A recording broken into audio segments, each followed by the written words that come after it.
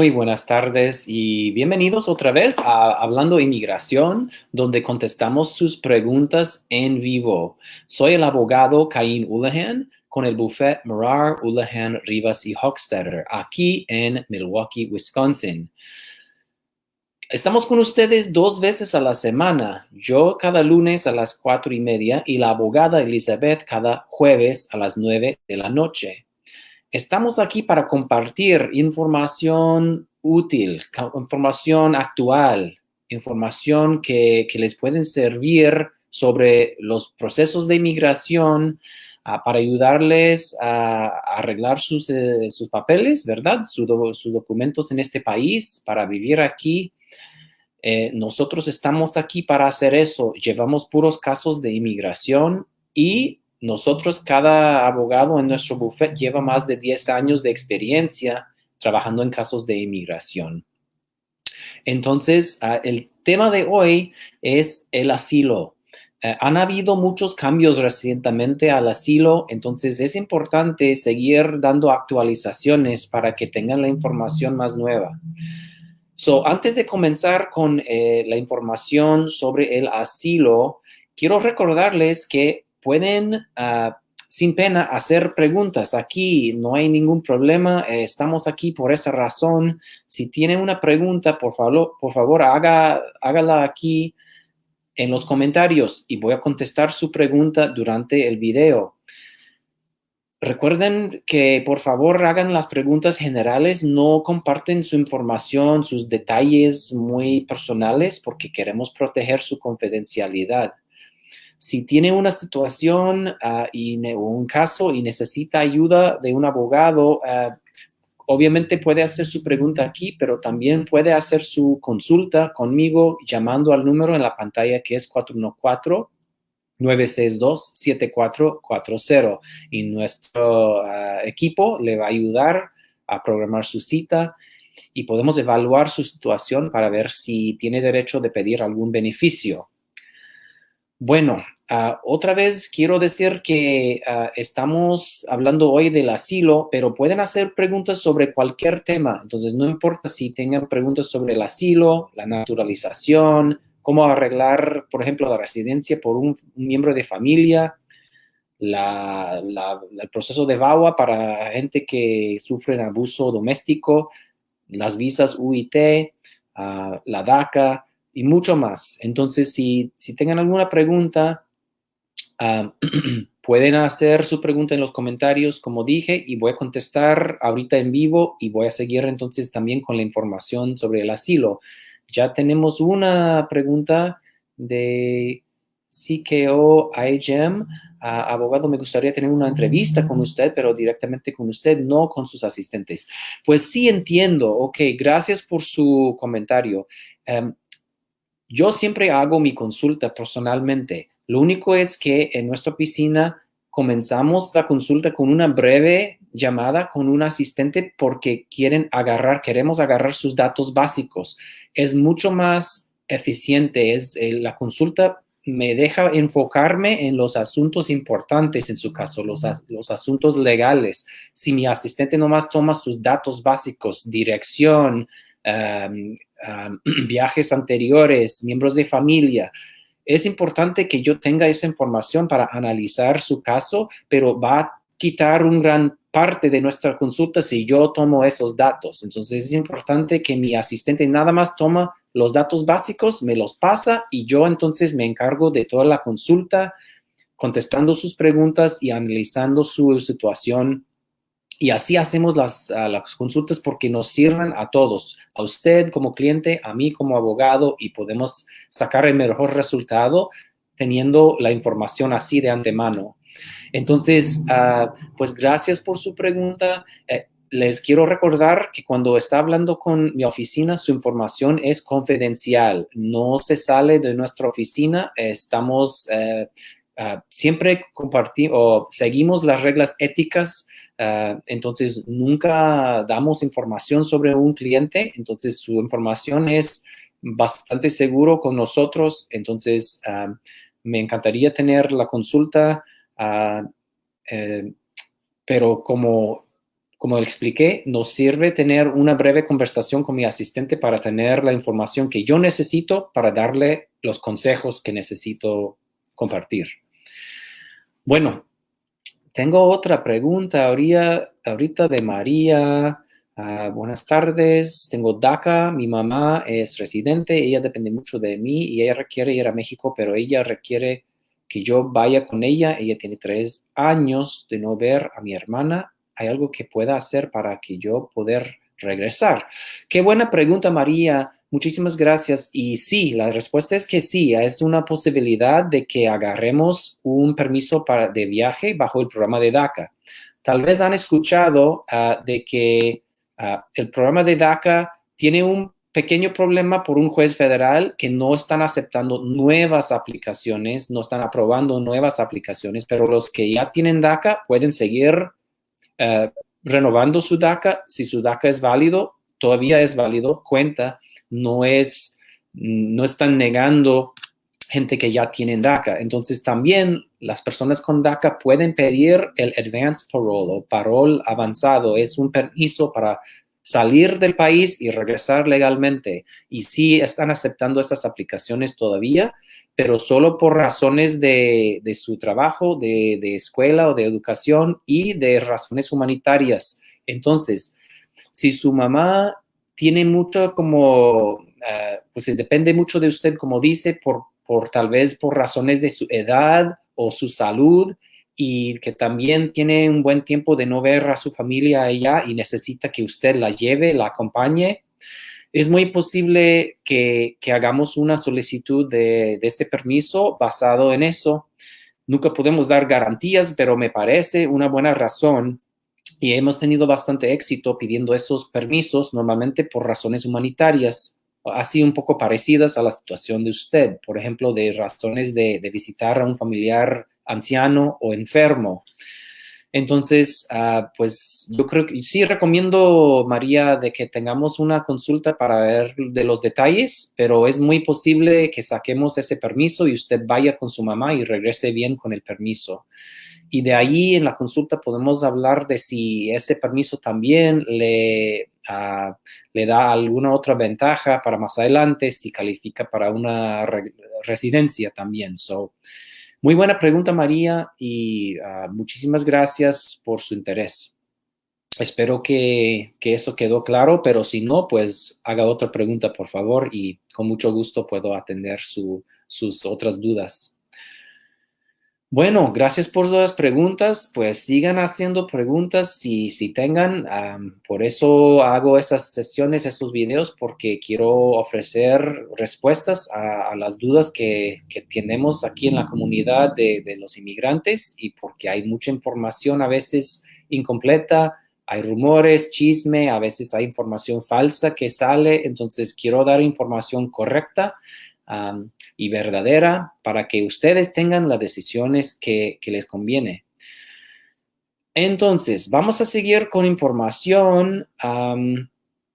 Vamos a seguir con información sobre asilo. En un momentito, María tiene otra preguntita para programar las citas. Hacen cita los sábados. Bueno, lo siento, María, pero estamos cerrados los sábados y domingos. Estamos abiertos de lunes a viernes de 8:30 a las 5.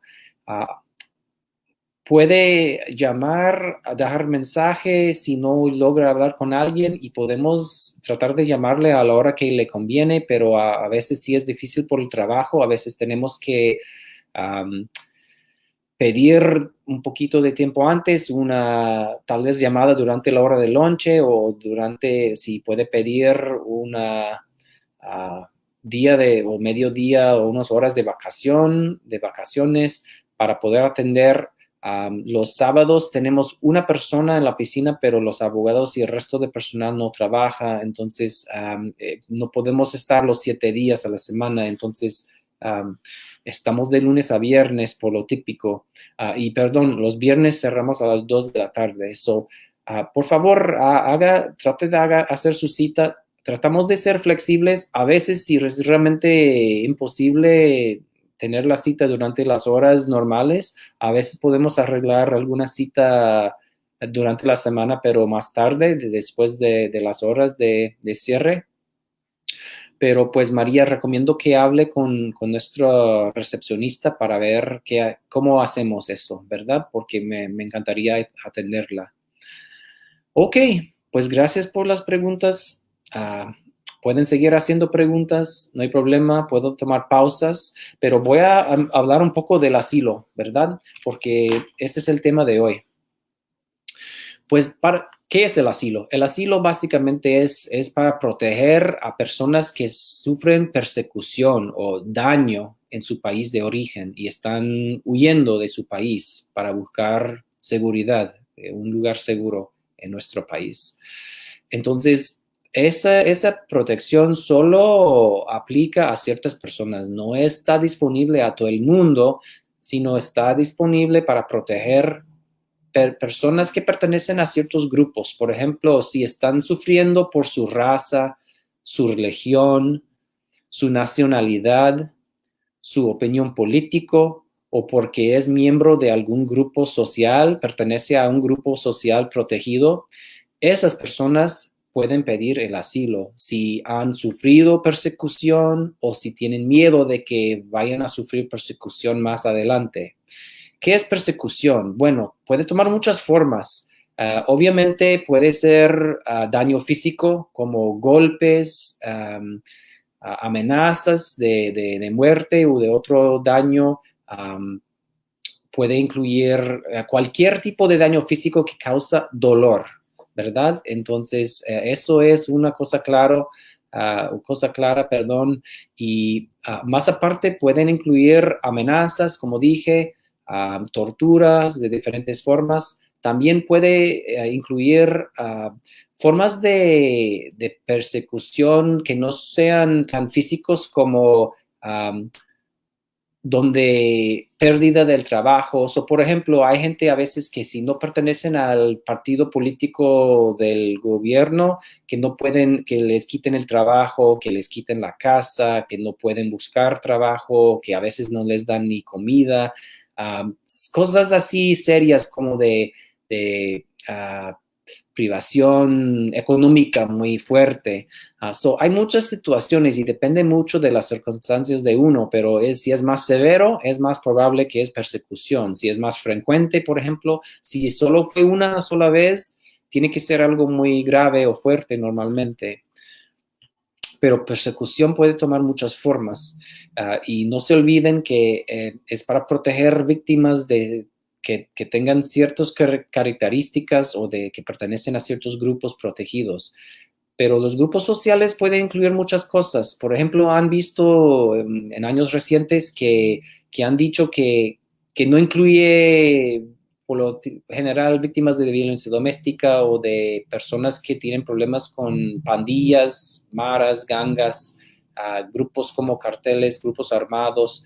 Pero eso no es cierto y han quitado esas decisiones recientemente y han regresado a la forma de decidir casos de asilo como era antes, de que van a ver cada caso individualmente, los hechos y circunstancias específicas en un caso y pueden tomar la decisión. Entonces, sí es posible si uno es víctima de violencia doméstica en su país o de daño o amenazas de grupos armados, a veces sí es posible, no en todos los casos, pero en muchos casos sí tiene la oportunidad de pelear un caso de asilo basado en eso.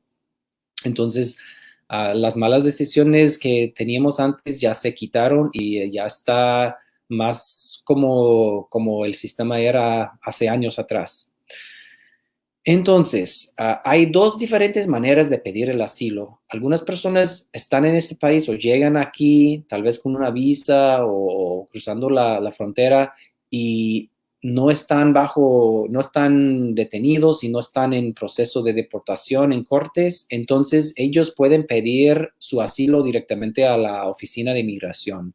Y en la oficina de asilo, donde usted vive, van a revisar su aplicación y dar una entrevista y una decisión. Para las personas que están en deportación, los agarraron tal vez entrando en la frontera o los están queriendo deportar y está yendo a cortes de migración o va a tener corte, esas personas están metiendo su aplicación con el juez de migración y tienen que pelear, o sea, usar la aplicación de asilo para defenderse de la deportación. Entonces hay aplicaciones así defensivas y las que uno hace de antemano, o sea, directamente con la oficina de inmigración.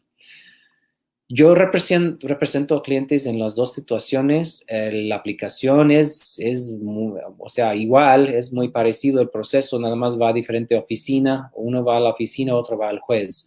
Pero en los dos casos tiene que estar muy preparado, tiene que incluir mucha evidencia y somos expertas en pedir y buscar evidencia, ayudarle a hacer su declaración muy detallada y tener la mejor oportunidad de ganar su caso.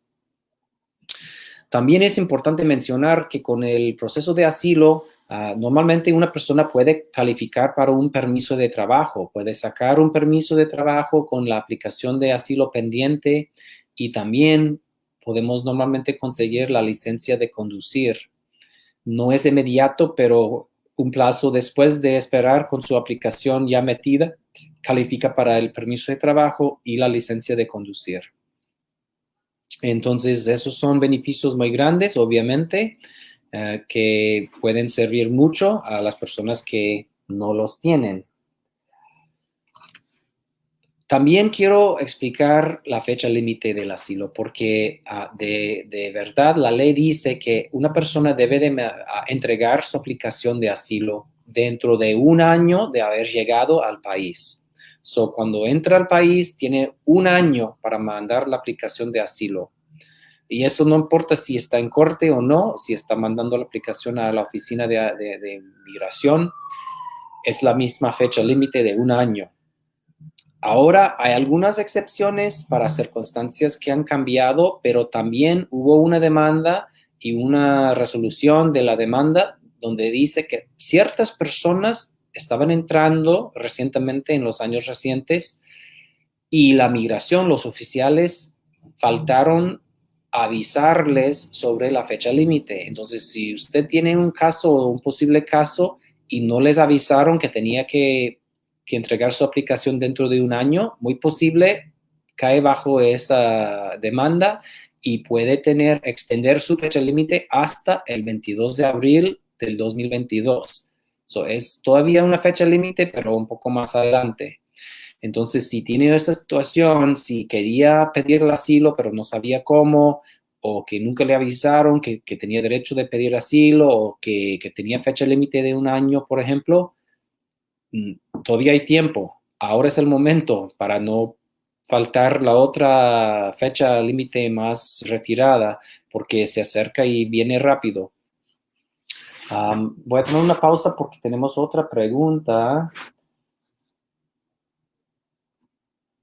Ok, tenemos una pregunta de Juan. Buenas tardes.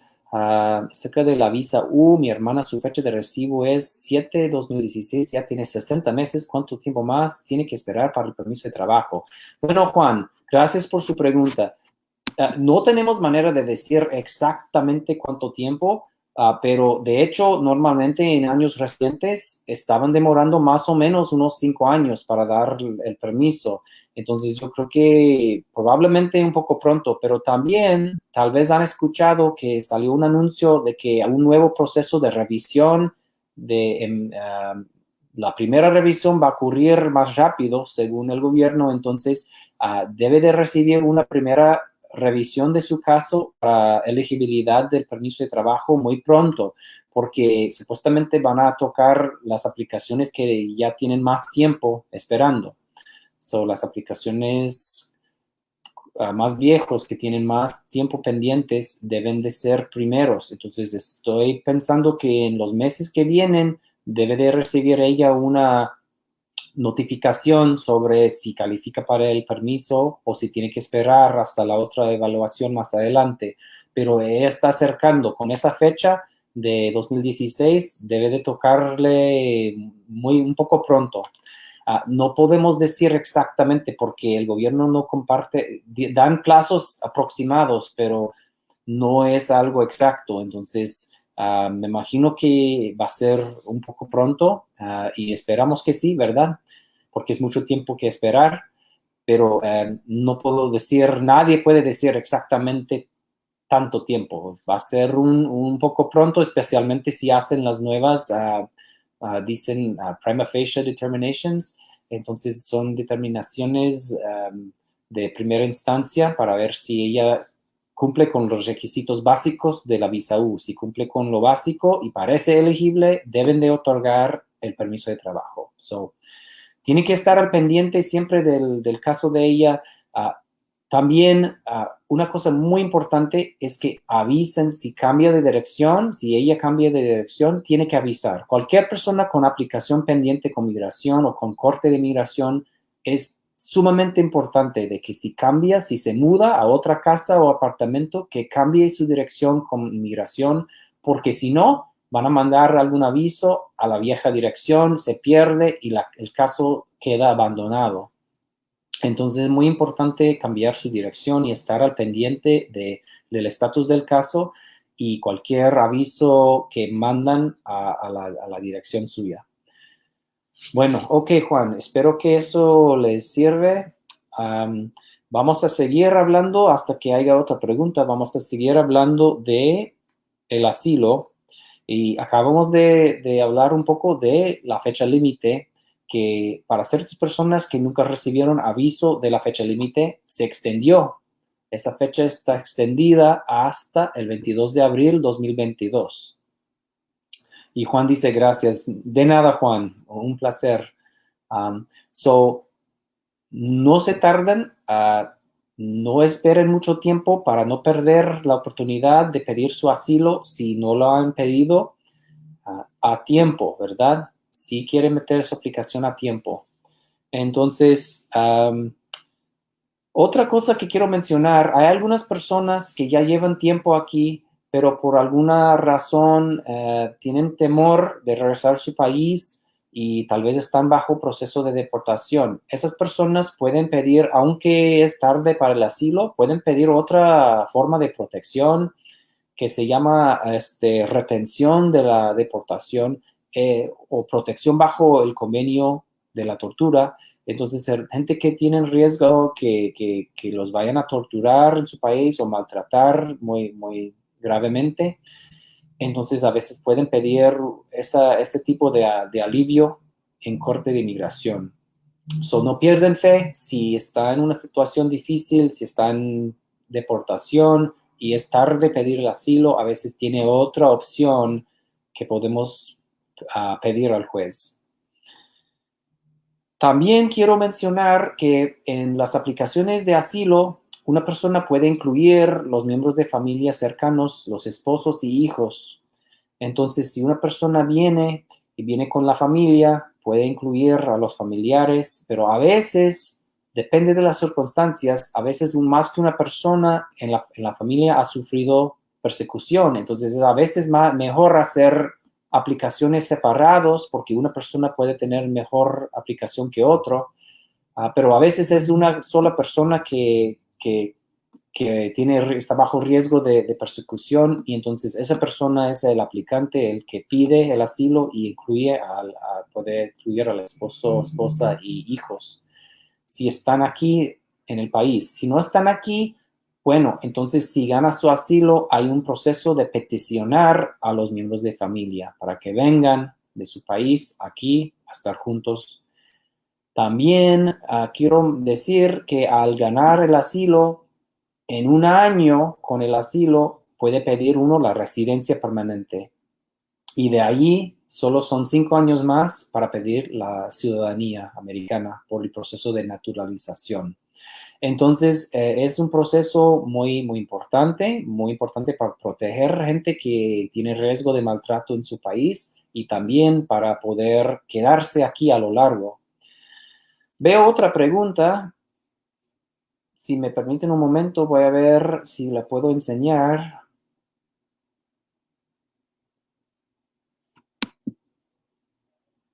Perdón. Ok, una pregunta de Ana. Mi amiga quería aplicar para el asilo, pero cuando fue ya se había pasado del año. ella no sabía de la fecha límite del año, de un año. Eso fue hace 20 años. Ella pudiera hacer algo. Bueno, tal vez es mucho tiempo ahora, 20 años, para tratar de pedir el asilo. De hecho, las personas que están incluidos en la demanda para la nueva fecha límite están dentro de cierto plazo en los años recientes. Entonces, no creo que su amiga va a caer bajo eso, pero al igual, es importante evaluar las circunstancias de ella porque si algo fuerte ha cambiado en su país, por ejemplo, que ya tiene miedo que no existía antes, por ejemplo, tal vez tiene un caso, sería buena idea, de mi punto de vista, es siempre buena idea evaluar su situación individual, todos los detalles y tener un análisis de realmente si califica para algo o no. Sí, a veces es difícil que ya, si han pasado 20 años, probablemente no tiene un caso de asilo, pero uno nunca sabe. A veces hay excepciones, como dije, de circunstancias que han cambiado, o a veces uno viene pensando que solo es su única posibilidad y encontramos otra opción hablando de sus circunstancias. Entonces, Ana, lo siento que no puedo decir 100% si califica o no, pero de hecho, en una situación así, con 20 años aquí, muchas veces hay alguna otra cosa que ha pasado para darle a otra opción. Tal vez una opción por familia o una opción por visa U, quién sabe. Pero también podemos hablar de lo de la posible asilo o de que si, por ejemplo, si alguna vez más adelante llega a estar en corte de inmigración, entiende sus opciones para más adelante. Pues Ana, gracias por su pregunta. Dice, otro comentario, Ana dice que ella entró con visa y nunca ha salido. Ok, gracias por los detalles, pero sí realmente recomiendo una consulta para su amiga. Gracias, Ana, por su pregunta. Tenemos otra pregunta aquí. Quiero ver si la puedo enseñar.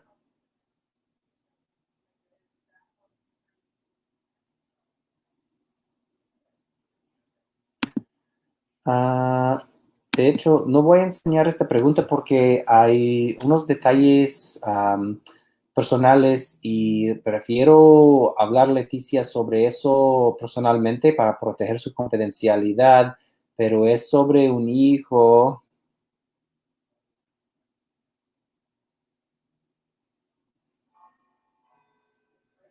Um, ok, básicamente es sobre si puede uno pedir la residencia a través de un hijo. Um, por lo típico, ok, Leticia, un hijo que es ciudadano puede pedir a los padres si tiene 21 años o más, pero depende mucho, aparte de eso, depende mucho de la situación de usted, de los detalles, de cómo entró, cuándo, cuántas veces, um, si ha trabajado, cómo. Hay muchas cosas que tenemos que hablar para ver si califica o si le toca algún castigo. Entonces, 100% recomiendo una consulta en su situación, porque si tiene un hijo ciudadano, es muy posible que tenga una opción. Pero tengo que evaluar su situación, su historial, de muchas cosas. Hay muchos factores que tenemos que evaluar para ver si, como dije, si le toca algún castigo, si le toca castigo, si hay perdón disponible o si no hay castigos, pues para hacer el papeleo muy bien, para evitar problemas y arreglar su proceso bien. Entonces, Leticia, pues por favor llame o haga pida la consulta en Messenger, en Mensajero, Facebook Mensajero, y podemos llamarle a usted si nos deja su teléfono.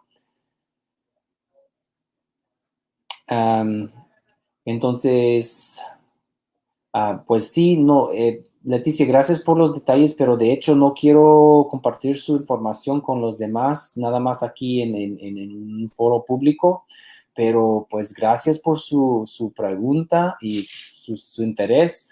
Con mucho gusto puedo atender una consulta en persona o si no está cerca, pues por teléfono, por video, hacemos un programa que se llama Teams o de Zoom, entonces sí podemos hablar si llame a la oficina o si deje su número de teléfono en el mensajero, porfa. Ok, por mensajero está perfecto, Leticia, gracias. Tenemos otra pregunta de Luz, déjeme ver.